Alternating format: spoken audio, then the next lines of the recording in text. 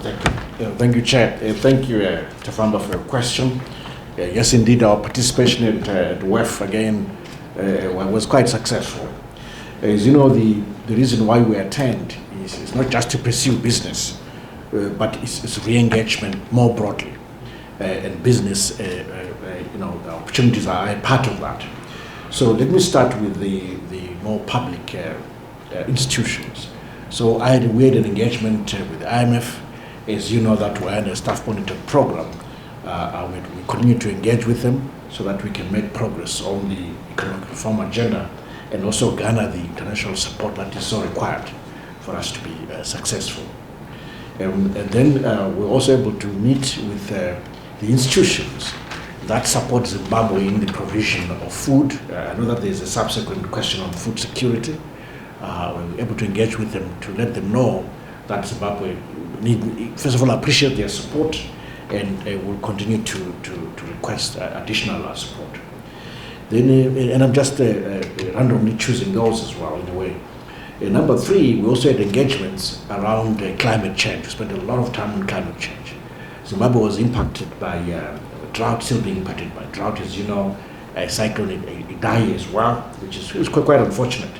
So it's quite clear that Zimbabwe has to focus on climate proofing its agriculture and making sure that going forward we can be food secure, whether there's a drought or not. So we spend a lot of time on that, sharing ideas on how best to do it with others, but also how best for that to be financed.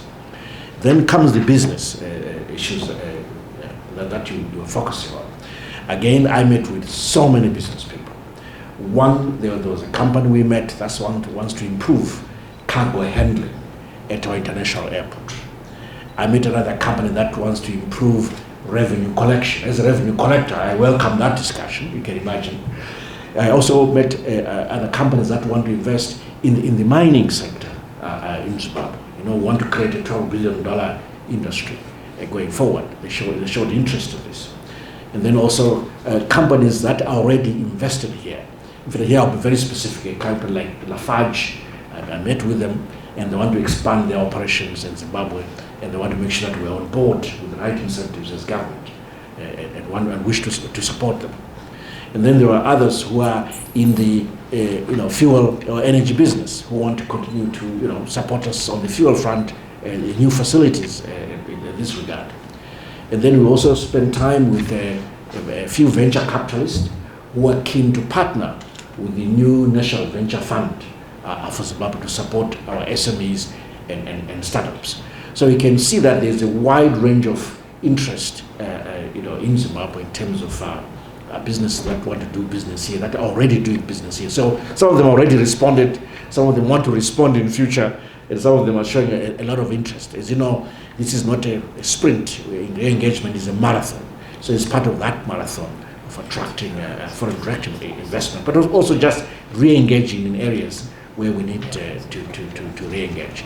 But also it's an environment where it's easy to meet people. You can meet someone as important as Bill Gates. You don't even need an appointment when you are there. Yeah. You just walk up to him and say, how are you, sir? How are you doing? You ask one or two questions. You're trying to make sure that Microsoft is basically is not a polluter in terms of carbon footprint by year 2030. He wants to move to zero. Things like that. And I'm just using it as an example, but that is real. And I don't want to mention exactly the people that one met in this way, where you bump into someone and it is normal to stop them and talk to them.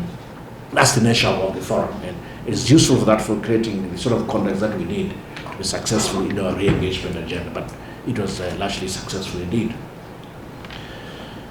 I guess. Then on, if you can answer on the food situation. The food security. Yes. I'm sure. But let me put it in English for the benefit of other colleagues.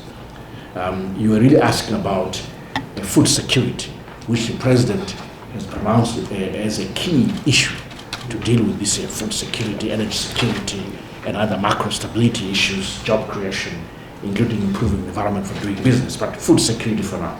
First of all, in the budget, the 2020 budget, we've budgeted over $11 billion just to support agriculture. So in the main, it's been command agriculture. the presidential input scheme, all that is going towards ensuring food security. Of course, we're relying on rains, but you know that some of our agriculture is supported by irrigation, so we expect something out of that. We're praying for better rains naturally. So that's the first point. So it's inputs that we're giving, as you know, but also investing in irrigation as an approach to climate proofing agriculture. But also we've set aside within that, but also in addition, set aside resources. For instance, in Davos, I met with 2 companies that were speaking to around raising additional resources for importation of grain. We know how much we need on a monthly basis, which is 110,000 metric tons of grain per month, and we have a clear importation program. We've contracted several companies already, private companies. We've issued lines of credit because that's our preferred financing mechanism. Most of these lines of credit are cash backed. We have the right levels of Zimbabwean dollars to cash back these letters of credit. I must say that so far so good in terms of putting that system in place.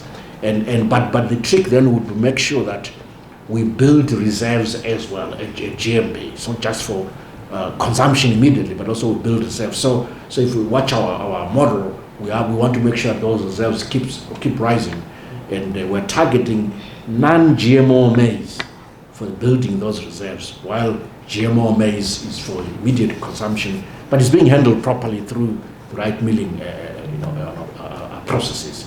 But also we're moving into the winter wheat program, as you know, soon, and that again will be adequately funded. But also, I mean, the international community continues to support us on the food security front, WFP, World Food Program, and others. They're doing their part. But we as government are the major financier of food security agenda.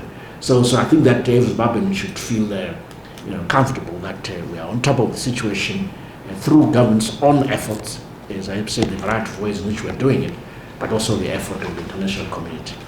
Thank you.